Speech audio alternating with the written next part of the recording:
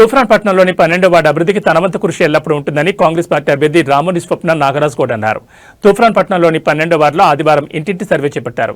గెలిచిన కొంతకాలంలోనే తెలంగాణను అన్ని విధాలుగా అభివృద్ధి పరిచిన ఘనత సీఎం రేవంత్ రెడ్డికే దక్కుతుందన్నారు. తమ అమూల్యమైన ఓటును చేయి గుర్తుకు వేసి తమను భారీ మెజార్టీతో గెలిపించాలని కోరారు. ఈ కార్యక్రమంలో వార్డు ఇన్ఛార్జ్ పోతారం సర్పంచ్ వినోద్ మహేందర్, ఉప సర్పంచ్ నరేందర్, వార్డు సభ్యులు సురేష్, యాదగిరి, నాగరాజు, ప్రశాంత్, రాకేష్, నాయకులు మల్లేష్, శేఖర్ రెడ్డి, లింగం యాదవ్, యాదగిరి యాదవ్, సుభాష్, కార్తిక్, మల్లేష్, శ్రీకాంత్, విష్ణు తదితరులు పాల్గొన్నారు.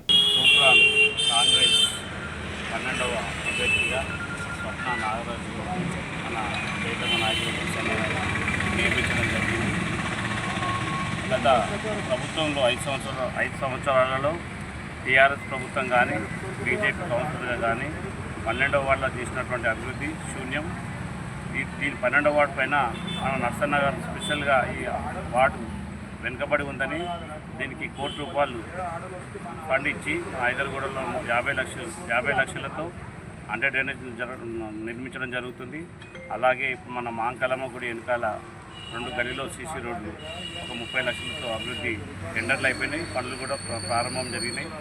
మన రేవంత్ అన్న సీఎం గారు చేస్తున్నటువంటి మహిళలకు ఉచిత బస్సులు కానీ, ₹500 సిలిండర్ కానీ, ఇంకా కొన్ని సంక్షేమ పథకాలు 200 యూనిట్లు మన నిరుపేద మహిళలకు ఇవన్నీ చేస్తూ ఇంకా కొన్ని మిగిలి ఉన్నాయి. అవి ఎలక్షన్లు అయిపోయిన తర్వాత పెన్షన్స్ కానీ ఇంకొకటి 2 పథకాలు కానీ మన కాంగ్రెస్ ప్రభుత్వం చేస్తున్నది కాబట్టి తూప్రాన్ మున్సిపాలిటీలో మన కాంగ్రెస్ జెండా ఎగరవేస్తామని చెప్పేసి తెలియజేస్తాం. అందరికీ నమస్కారం.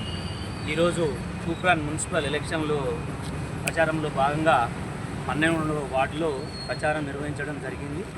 ప్రజలు స్వప్న నాగరాజ్ గౌడ్ గారిని ఆదరించడం జరుగుతుంది. పెద్ద ఎత్తున అతని వార్డులో అభివృద్ధి పరచాలని ఆశతో ఉన్నారు. వారికి ఇచ్చిన మాటలన్నింటినీ నెరవేరుస్తూ కాంగ్రెస్ ప్రభుత్వం ప్రతి ఒక్క వాగ్దానాన్ని ఈరోజు నిలబెట్టుకుంటుంది. ప్రతి ఒక్క ప్రోగ్రాం తీసుకున్నట్టయితే సన్న బియ్యం కానీ, ఇంకా ఉచిత బస్సులు కానీ, ఇవన్నీ ప్రోగ్రాం ప్రభుత్వం చేసుకుంటూ పోతుంది. కావున 12వ వార్డు ప్రజలందరికీ మా విజ్ఞప్తి, మన స్వప్న నాగరాజ్ గౌడ్ గారిని అత్యధిక మెజార్టీతో గెలిపించి అతన్ని కౌన్సిలర్గా చేయాలని తమ్మదంగా కోరుకుంటున్నాము. అలాగే ప్రజలందరూ కూడా మమేకం అవుతున్నారు, ఆదరిస్తున్నారు. భవిష్యత్తులో కూడా అంటే రాబో 11వ తారీఖు నాడు జరిగే మున్సిపల్ ఎలక్షన్లో ఖచ్చితంగా విజయం సాధిస్తామని ఈ సందర్భంగా మీ అందరికీ తెలియజేస్తున్నాను.